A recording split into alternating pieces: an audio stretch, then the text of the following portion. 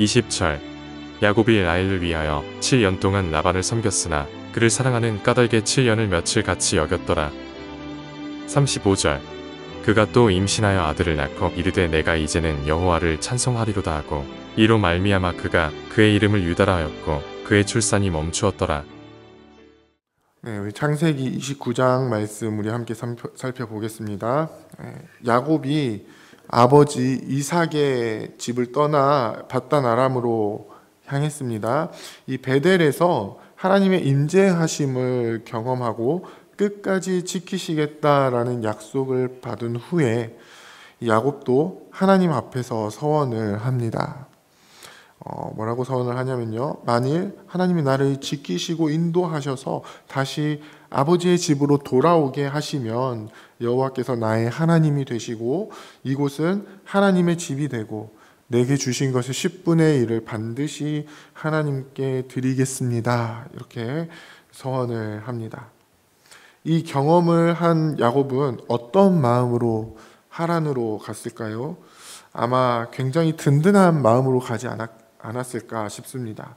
아브라함과 이삭의 하나님이 나에게 복을 약속해 주시고 함께 해 주신다라고 말씀하시니 지금껏 경험해 보지 못한 발걸음을 내딛는 데에도 아마 힘이 잔뜩 들어가지 않았을까라는 생각을 해봅니다.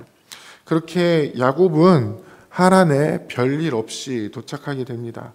동방 사람의 땅에 이르렀을 때에 마침 하란에서 오고 또 나홀의 손자 라반을 아는 사람들을 만나게 됩니다. 그리고 그들과 함께 있던 라반의 딸을 라헬과도 만나게 됩니다. 야곱은 순조롭게 삼촌 라반을 만나게 되었고요. 그들은 서로의 소식을 주고받으며 이 반가움을 표현을 합니다. 그런데 이후에 야곱은 어떤 일을 겪게 됩니까? 삼촌으로서 또 사랑하는 라헬의 아버지로서 믿었던 라반에게 배신을 당하게 됩니다. 라헬을 얻기 위해서 7년을 며칠같이 여기면서 수고를 했는데 라헬이 아닌 레아를 그 첫날 밤에 주었던 것입니다. 그러면서 하는 말이 무엇입니까? 언니보다 아우를 먼저 주는 것은 우리 지방에서 하지 아니하는 바이니라. 이 말이 사실인지 거짓인지는 확인할 수가 없는데요. 야곱은 그 말을 수긍할 수밖에 없습니다. 왜냐하면 아무리 그가 라반의 조카라고 해도 야곱은 그 땅에서 이방인이었고요. 라반의 집에서 얹혀 사는 상황이었기 때문입니다. 야곱은 지금 잠시 그 땅에 머물다갈 나그네였습니다. 그래서 라반의 제안대로 이 레아를 맞이하여 7일을 보내고요. 이후에 라헬을 맞이할 수밖에 없었습니다. 그리고 또 7년을 더 헌신하게 됩니다. 리브가의 말에 의하면요, 야곱이 라반의 집으로 피신하여 있는 기간은 몇 날이었습니다. 아마 그리 길지 않은 시간 뒤에 돌아올 수 있을 것이다 라고 생각했던 것 같습니다. 야곱 자신도요, 베델에서 주신 하나님의 약속을 생각하면 금방 브엘세바로 돌아올 수 있을 것이다 라고 생각을 했을 것입니다.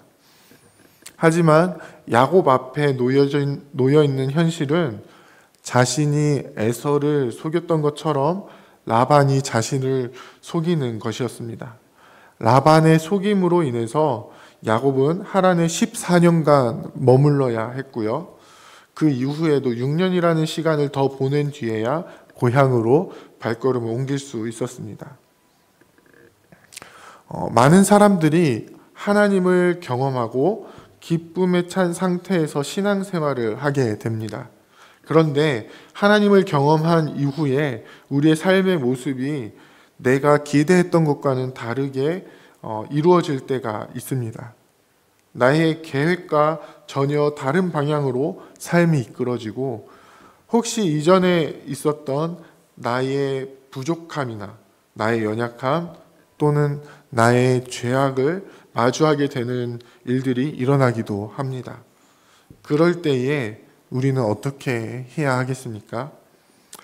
야곱이 14년 동안 어떤 일을 겪었는지에 대해서는 자세하게 기록하고 있지 않아서 우리는 알 수가 없습니다. 하지만 하나님의 복을 받은 야곱이 그 야곱의 가정에서 그 아내들이 그 아들의 이름을 짓는 것을 통해서 이 가정에 하나님의 복이 어떻게 나타나는지는 우리가 살펴볼 수가 있습니다. 특히 오늘 29장에 나타나는 이 레아의 아들들, 사랑받지 못하는 레아의 상황 속에서 어떻게 레아를 통해서 하나님의 복이 야곱의 가정에 나타나게 되는지를 보여주고 있습니다.